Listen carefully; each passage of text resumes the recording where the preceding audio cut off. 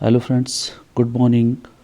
My name is Pradeep Kumar and आज मैं आपके लिए लेके आया हूँ जो पीएनबी के जो ऑनलाइन एग्ज़ाम्स हुए हैं अभी 1 दिसंबर 2024 को, और जो पीएनबी के प्रमोशन एग्ज़ाम्स थे उसमें जो स्केल 1 से लेकर स्केल 2 तक का जो भी रिकलेक्टेड क्वेश्चंस हैं वो मैं आपके सामने लेके आया हूँ friends. And this question will help you to prepare in future whenever you are preparing for any promotion exam from scale 1 to scale 2, so that ये जो आपको टेम्पलेट्स का काम करेंगे कि आपको कहाँ से आपको पढ़ाई करनी है और कैसे आपको जो है स्टडी करनी है और कौन कौन से आप जो सोर्सेज हैं वो आपको रेडी करना है। ठीक है, तो मेरी एक सलाह है फ्रेंड्स आपको कि जो अगर आप जहाँ पे भी अगर आप स्केल 1 से स्केल 2 के एग्ज़ाम के लिए पीएनबी के अगर आप अपियर हो रहे हैं तो आपको जो है जो पीएनबी के जो स्टडी मटेरियल जो पीएनबी यूनिब में है होता है आप उससे प्रिपेयर करें, स्पेशली जो फिंगर टिप्स हैं और उत्कर्ष करके जो आता है,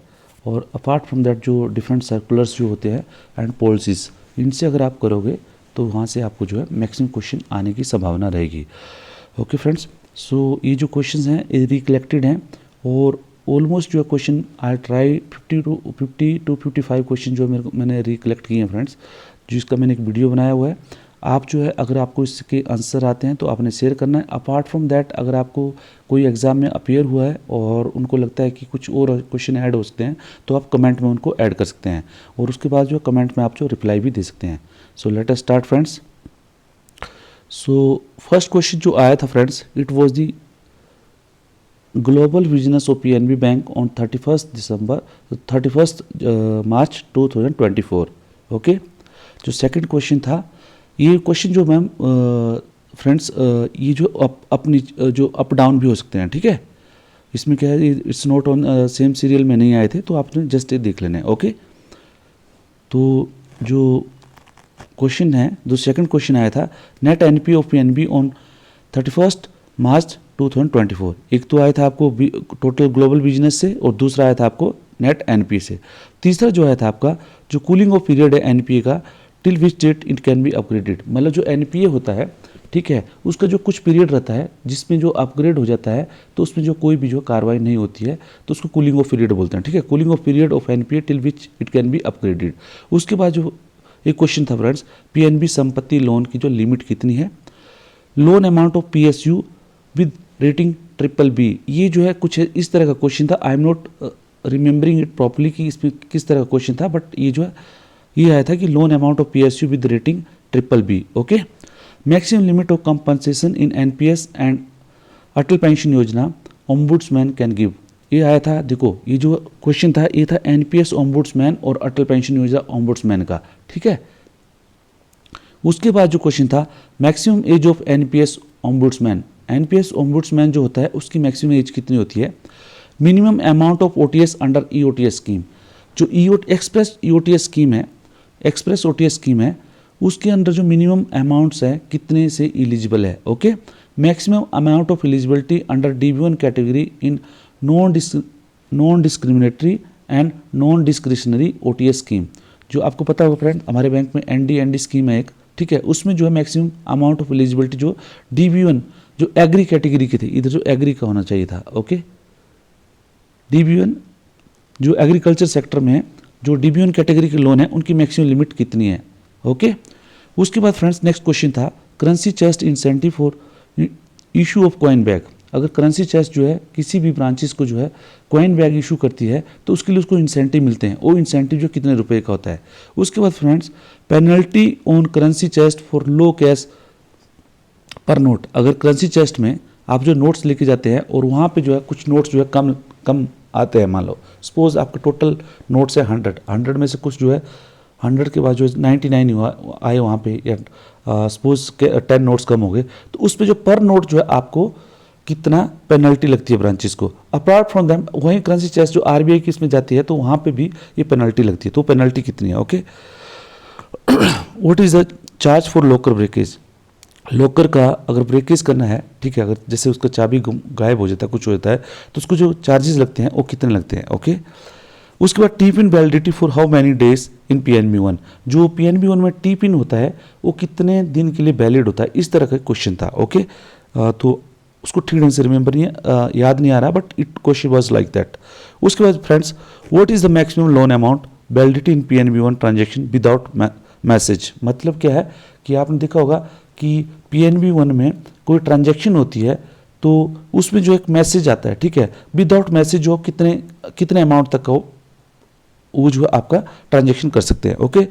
उसके बाद friends, loan amount eligibility for solar plant 3 to 10 kilowatt, जो 3 से लेकर 10 किलोवाट तक का जो सोलर प्लांट होता है उसके लिए आप जो PNB की जो लोन लिमिट है कितनी है। उसके बाद friends, staff reporting is done on which module in HRMS। HRMS के जो कौन से मॉड्यूल में स्टाफ के जो चार्ज शीट की जो रिपोर्टिंग होती है वो कौन से मॉड्यूल में होती है, ठीक है। हाउ मैनी टाइम्स पीरियड जो family is allocated in PNB उड़ान पोर्टल। फ्रेंड्स, PNB उड़ान पोर्टल में आपको जो फैमिली एलोकेट की जाती है तो वो कितने सालों के बाद जो है वो एलोकेट होती है। ओके। उसके बाद friends, maximum loan amount eligibility for PNB DG loan in 2-wheeler scheme. Okay. Name of education loan scheme for student in study in higher study in India.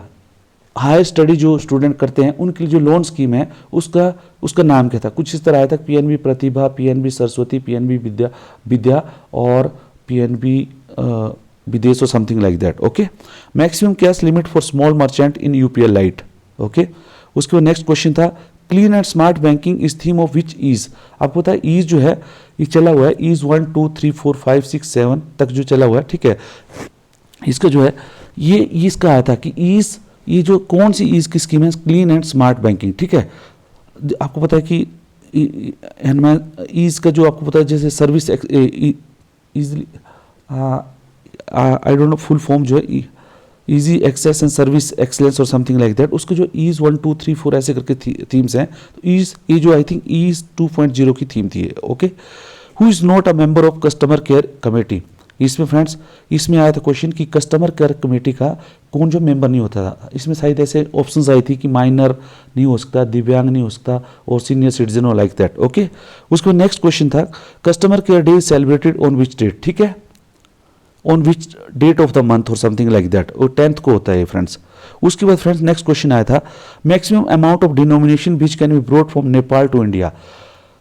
Nepal से भारत में अगर कोई आ रहा है तो मैक्सिमम रुपीज़ की जैसे डिनोमिनेशन है वो मैक्सिमम कितनी ला सकता है, जैसे उसकी लिमिट होती है, जैसे 100 रुपीज़ की जो है मैक्सिमम जो है अमाउंट वो ला सकता है, लेकिन 500 का और 1000 का और 2000 का जो भी होगा उसकी जो है वो कुछ उसके लिमिटेड डिनोमिनेशन ला सकता है, ठीक है। शेयर ऑफ PNB इन बंगिया ग्रामीण बैंक। PNB बंगिया ग्रामीण बैंक में PNB के शेयर्स कितने हैं, I think it is 35%। Okay. How much amount of forex Indian can convert directly to rupee of Indian by authorise dealer. Authorise dealer है, उसके पास कोई Indian जाता है तो उसके पास जो कुछ डॉलर्स हैं उसको जो कितने अमाउंट का वो बदल सकता है, कितने रुपीज़ में वो बदल सकता है, ठीक है। $1000, $2000, 3000, 4000, 5000, 25000, ये आपको बताना है। Maximum days for loading prepaid instrument PPI, ठीक है। PPI जो इंस्ट्रूमेंट है उसको जो है कितने दिन पहले जो आप जो लोड कर सकते हैं। Okay. What is maximum loan amount under PM Vishwakarma second tranche. PM Vishwakarma की जो सेकंड ट्रांच होती है फ्रेंड्स, उसमें जो आप कितना जो है लोन अमाउंट एलिजिबल होता है। उसके बाद फ्रेंड्स नेक्स्ट क्वेश्चन था, for eligibility under pre approved personal loan how old the loan account should be. कोई भी कस्टमर है उसको जो है PAPL की एलिजिबिलिटी से पहले उसका जो मान लो करंट जो भी अकाउंट है, करंट अकाउंट है, सेविंग अकाउंट है, जो भी है उसका जो है कितना ओल्ड होना चाहिए। उसके बाद next friends, maximum deposit limit for senior citizen saving schemes. उसके अंदर मैक्सिमम डिपॉजिट लिमिट जो सीनियर सेविंग जो सिटीजन स्कीम होती है उसके लिए कितना जो है आपको मैक्सिमम डिपॉजिट कितना कर सकते हैं। उसके बाद फ्रेंड्स, महिला समान निधि में मैक्सिमम लोन जो है कितना एलिजिबल है, ये भी आया था। उसके नेक्स्ट आया था, who is settlement agent of RTGS।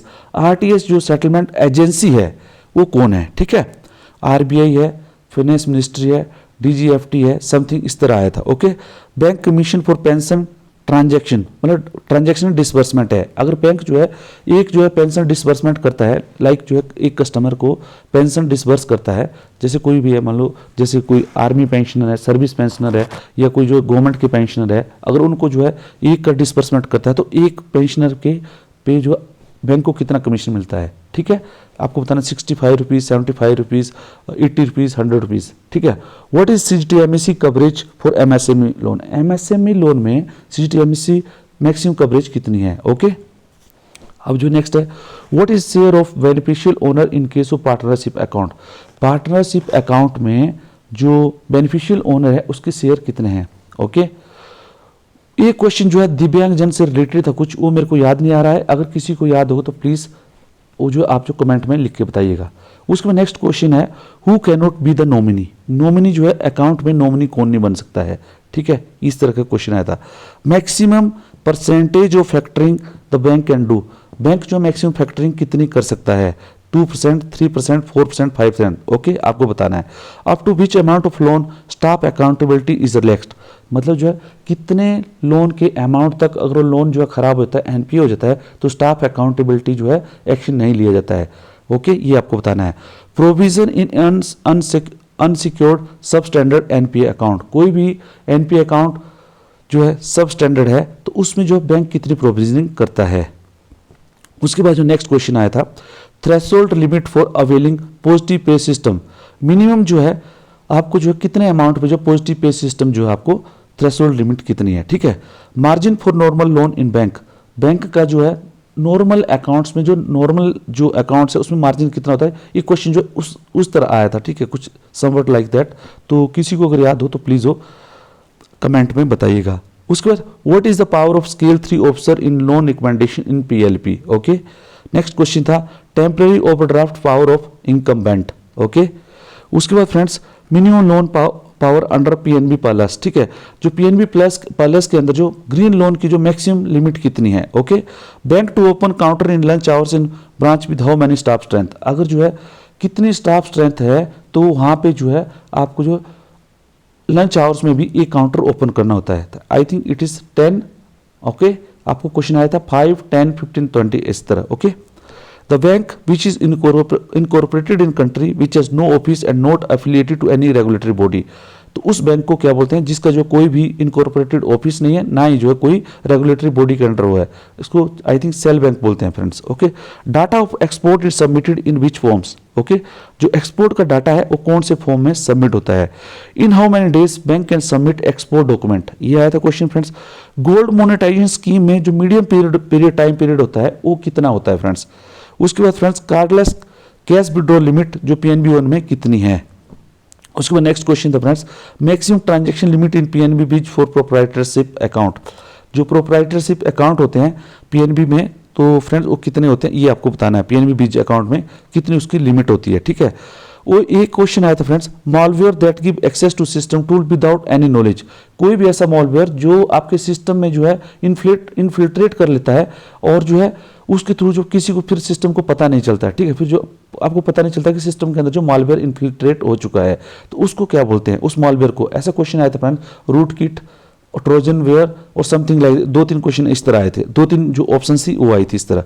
उसको नेक्स्ट जो था processing fees exempted up to which amount of loan, ये भी एक क्वेश्चन था। इसके अलावा फ्रेंड्स अगर आपको किसी को कोई ज़्यादा याद हो तो प्लीज़ आप जो है ये कर दीजिएगा, सो दैट फ्रेंड्स मेरा पर्पस ये था कि जो लोग जो है अपीयर होंगे इन फ्यूचर एग्जाम्स के लिए तो उनको पता हो कि जो है क्वेश्चन किस तरह आते हैं और किस तरह पूछे जाते हैं। ओके फ्रेंड्स, अगर आपको चैनल का अच्छा लगा हो तो प्लीज़ लाइक, शेयर और सब्सक्राइब जरूर कीजिएगा।